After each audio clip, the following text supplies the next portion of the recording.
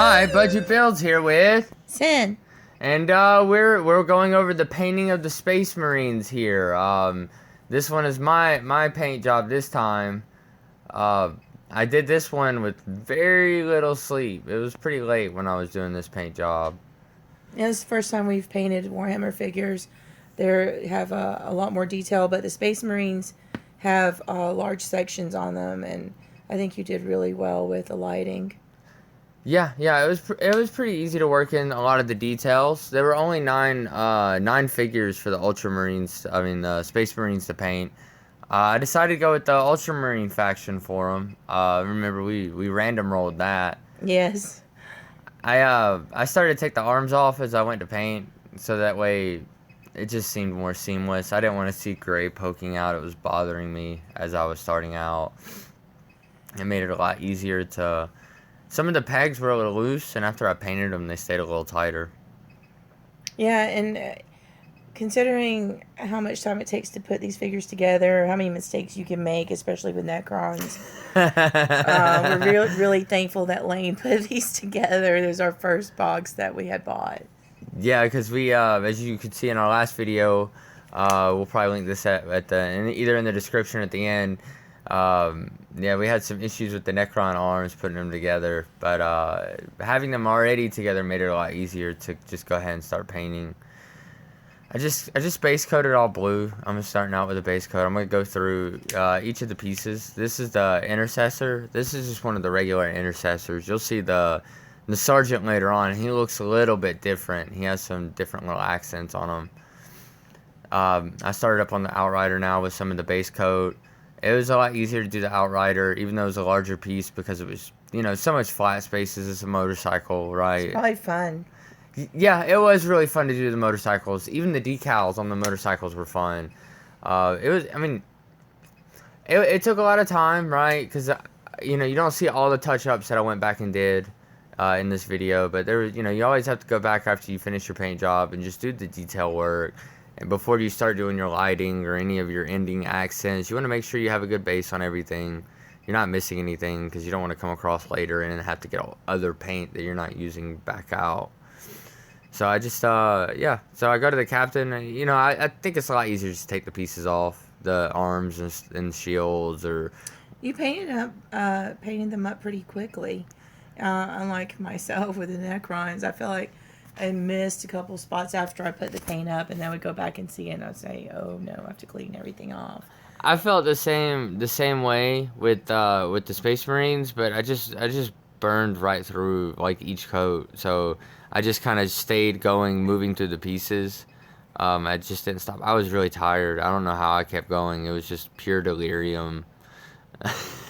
But it turned out pretty good, despite that fact. I had a good time painting it.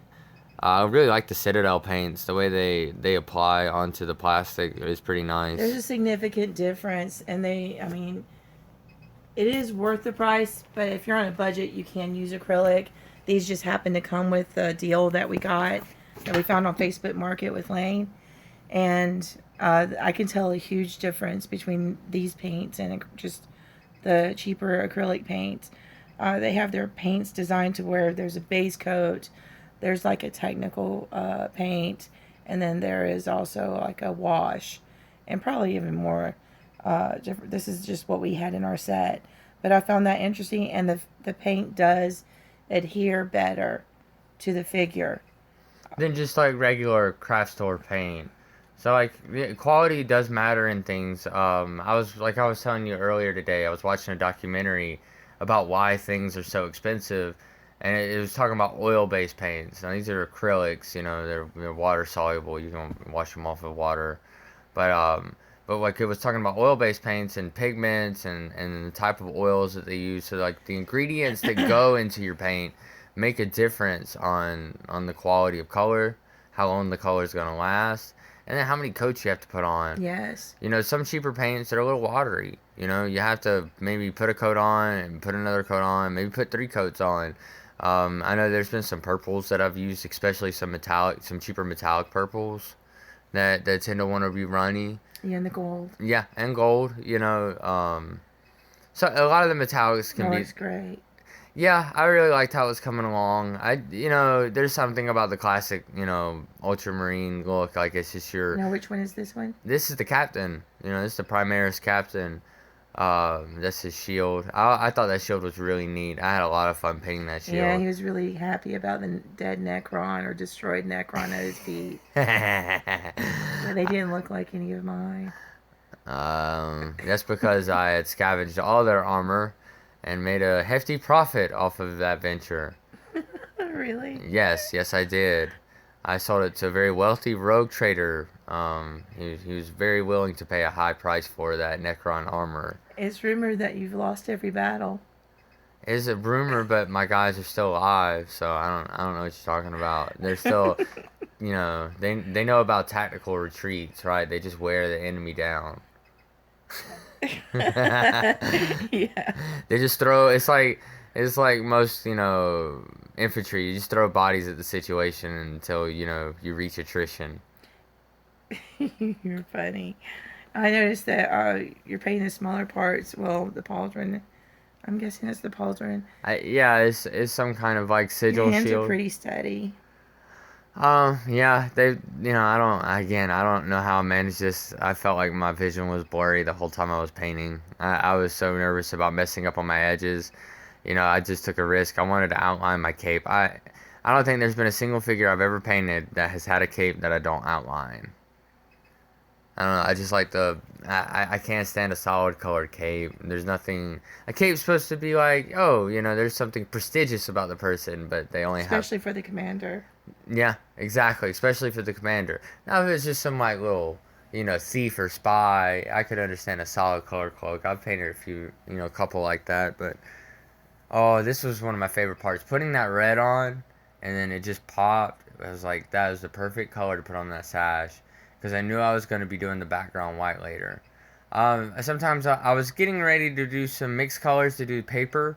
I was going to do a yellow, parchment kind of color, old parchment, but I got the gold out, I got the white out, and I just started mixing them together until I got the right color, and then it turned out to work really. What's that yellow color?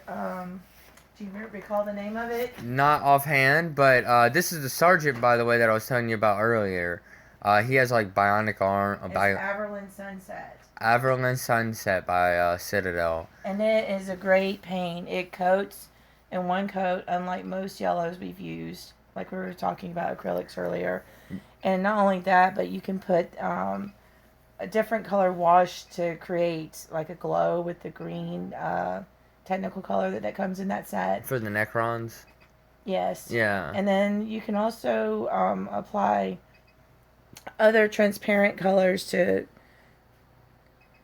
see like kind of what comes out from the bottom.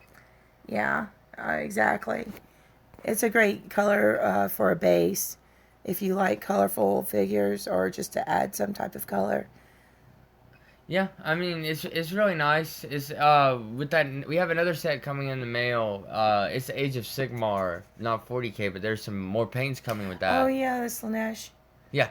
Demonettes and all that. Yeah, I'm really excited about that. Yeah, so that's something you guys can look forward to if you stay in view on our channel. I went over with the I think that's the Rune Lord brass. I went over the weapons with, and then I went the lead bear silver. I just went over that for the other coat, just to kind of bring out more of like a tinged metallic look. And I did the same that room. I did that dark brown color. I think that was not the earth shade. I think that's the one Rune Lord brass as well. Yeah, and their paints again are so easy to work with. You don't quite find the colors that I guess they've had them custom made for painting figures in terrain. And it is really, there's a big difference. Well, they've spent a lot of marketing dollars cultivating their own style, their own aesthetic. And they want to make sure that they, have that consistency for the customer. I mean, you can mimic it. I've seen some blues that can mimic that blue. And a lot of my lighting that you see me working on now, no, I'm not doing the lighting yet. I'm finishing up some accents. Some of the lighting you see me do later, you see me use... You're doing more of the details on the face and head. Yeah, some of the cyber... Oh, that looks good. I remember when you were finished and started sanding the bases, I was really admiring the colors that you put together. Yeah, I wanted it to still be dark, right? But I wanted to show that like there was like a natural light to it, even when the white light wasn't on it. Um, it was really nice to go through with the silver because I'd done the brass before, and then I did some of the silver on the little hourglass that the skeleton's holding. I do come back later and do that brass, that Necron brass, that Rune Lord brass on the skeleton and the Necron that's on the floor. The Outriders were probably one of my favorites to paint. The Captain was really fun too because of the details. My only complaint is I kept breaking the little crown, the halo on the back, over and over. I kept having to glue it. I just had the worst luck with that. That was probably my only complaint with the Captain figure is that was pretty flimsy.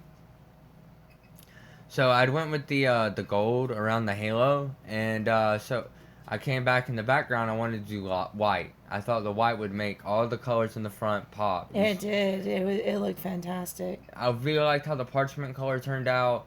I used, like I said earlier, I used that for the skin as well. It just depends on how many coats you put on. That's how dark the color came out. I did the back of the shield white as well, and I eventually went back and detailed those lines with gold to make it, seem like it was ornate. Yeah, it turned out. I was very surprised. It turned out so good.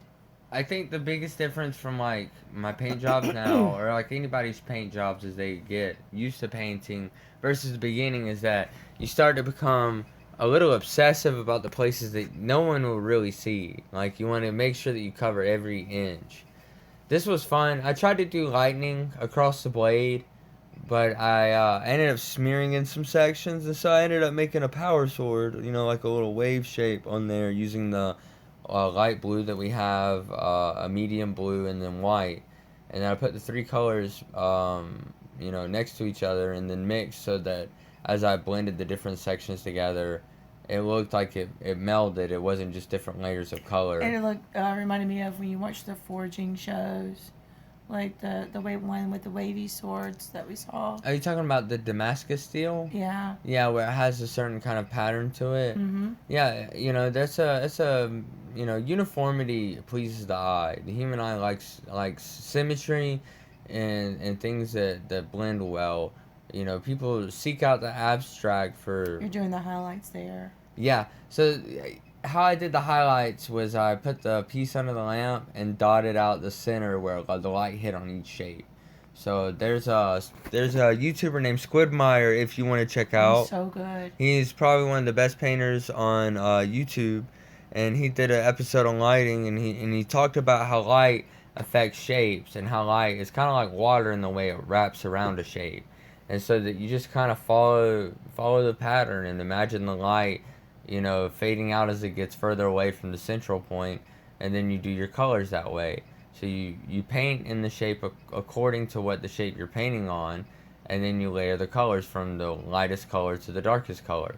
So again, I used the white, the light teal blue that we had, and then the medium blue, and it just mixed them and found my medium points and just blended them in until I got the lighting to look right. I made sure that I didn't really make it lighter in the sections that the light wouldn't hit, so that where I did highlight, it stood out. I thought it made a huge difference. So I went over with my white layer first, and then I go blue, a little bit wider in section. The blocky sections are a little easier to imagine how the light casts across. Well, you didn't have to really imagine. You could just shine it overhead because we have a architectural light that we clamp on to a ladder, and we have it over the table. You can swivel it and take it as high or as low as you need to, and you can see the light bouncing off in the shape of it. Yeah, well, yeah, that's why you saw me starting out with the piece on the table. But as I went to start expanding out the coloring, I had to pick it up, and no longer could I benefit from the light on the table. But the wider the piece was and the flatter the sections, it was kind of easy to keep that image in my mind. With other rounded areas, I would oftentimes put the piece back down, turn it around, check, and make sure that I wasn't missing an area to highlight to make it look like the light was hitting. The Captain was a lot easier to do because he had a lot of gold on his armor, so there was only a few places that I had to check.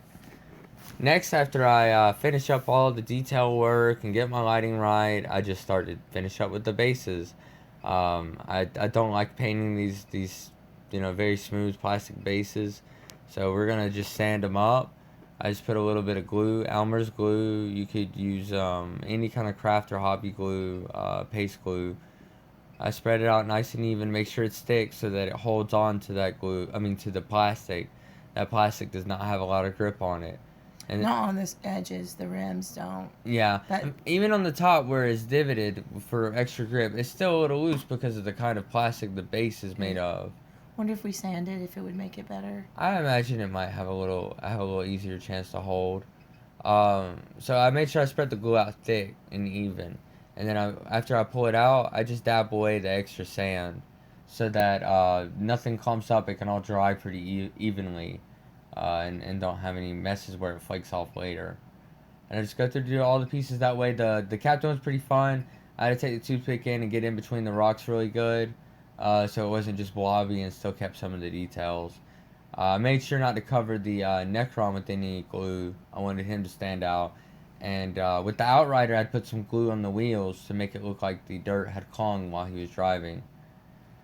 Yeah, on some of my Necron, you could see where I didn't put enough glue. And, there are bases that are not sanded. Because I had not finished mine. He finished his in one day. I think I worked on my paints for A good few days. what, 4 days? Yeah, but you were doing other stuff in the middle of it. You were working at some stuff for the tabletop. Well, if you want to keep in touch with us, hit the like button down below, comment, subscribe, and if you want to participate, cash tags down below, and just stay in tuned and have a blessed day. See ya.